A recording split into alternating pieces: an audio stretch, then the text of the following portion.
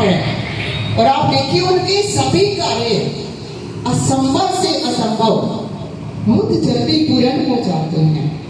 श्रद्धा की भावना, श्रद्धा की बात है, समर्पण का विषय है। गुरुदर जितना हम समर्पण भाव से अपने आप को छोड़ते चले जाते हैं, हमारे ऊपर कृपा होनी शुरू हो जाती है। क्योंकि हमारे हेमराज जी महाराज जो कि हर समय समाधिस्थ अवस्था में रहा करते थे, हमें भी उन महापुरुषों से सीख लेकर भक्ति का मार्ग अपनाकर उनका आशीर्वाद पाना है। क्योंकि कोई पूर्व जन्म के हमारे भाग्य जानते हैं, तभी हम भक्ति कर पाते हैं। हम अगला जन्म भी अपनी पिछले कर्मों के सत्कर्मों में तीव्रता होती है, तभी हमें भक्ति का मार्ग मिल पाता है। ऐसे ही हमने अपना आगे का मार्ग भी सुधारना है। क्योंकि देखिए कृष्ण भगवान ने गीता में भी कहा कि हमें जीना भी आ जाए, हमें मरना भी अच्छा हो जाए।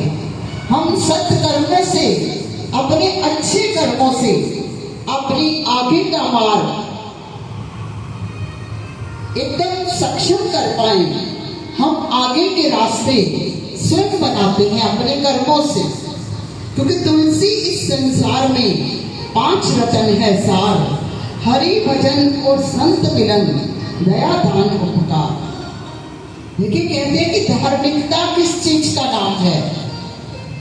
क्योंकि धार्मिकता का मतलब इंसान इंसान बनकर रहे। क्योंकि पशु तो अपनी पशुता में पूर्ण है, लेकिन इंसान इंसान बनकर रहे। धर्म क्या है? आत्मना प्रतिकूलानी परेशान ना समाचारे। क्योंकि अपनी आत्मा के विपरीत किसी का दिल ना दुखाओ, किसी से दुर्व्यवहार ना करो।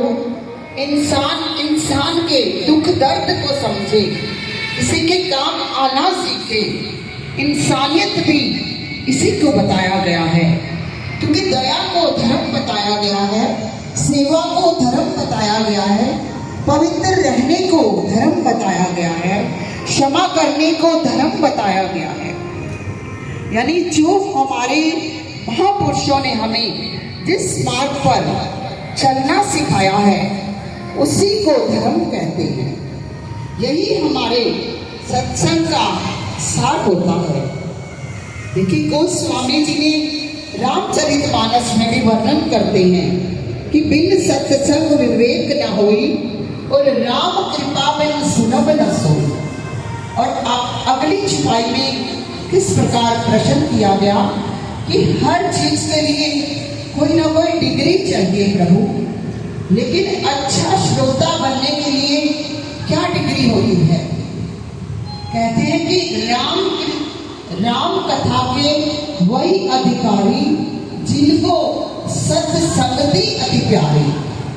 क्योंकि राम कथा के वही अधिकारी होते हैं जिनको सत्य का संग करना अच्छा लगता है, और जो संतों महापुरुषों का सानिध्य पाकर स्वयं को आनंदित महसूस करते हैं, और जिन्हें भगवान की कथाओं में आने से नींद नहीं आती। समझ लो, अगर किसी को भगवान की कथाओं में आकर नींद आने लगे तो आप ये समझ लो कि अभी तक उन्होंने कथाओं का रहस्य, कथाओं का रस अभी तक चखा ही नहीं। फिर भी कहते हैं कि मंजिल तो मिल ही जाएगी, भटक कर ही सही। गुमराह तो वह हैं जो घर से अभी निकले ही नहीं। क्योंकि सोतों का जगाना महापुरुषों का काम है। क्योंकि सब माया में सो रहे हैं।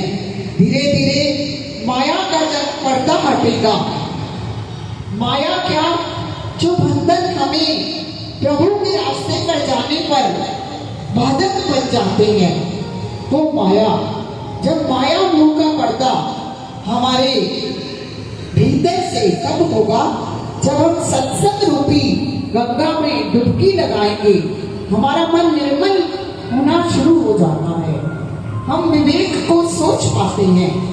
कहते हैं कि हरी कथाओं को पकड़े रखियो, एक दिन मंजिल अवश्य मिल ही जाएगी।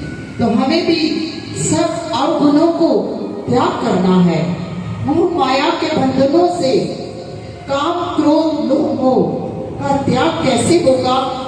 जब सत्संग की लगन लग जाएगी, जब मन के भीतर प्रफुल्लता हर्ष का अनुभव एहसास होना हमें शुरू हो जाएगा, जब हमें सत्संग पर बैठने से बोरियत नहीं लगेगी।